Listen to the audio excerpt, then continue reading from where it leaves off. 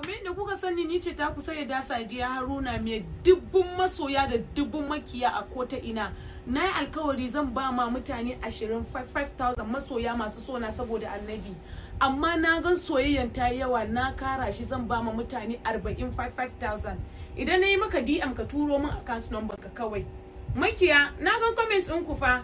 Na yi restricting ɗinku maulan banza. Na gan comments ɗinku yana zuwa a restricting. Ina kallon ku amma masoyana ba sa kallon ku. Ni kaɗai zan gan ku. Idan baka san ma'anar restricting ba ka je ka tambaya. Sayyada ta yi restricting ɗinka. Ka ce min karuwa, ka ce min shegiya, baka san da ci nawa, baka san ni ba a social media kawai muka haɗu. What give you the guts to call me with that name?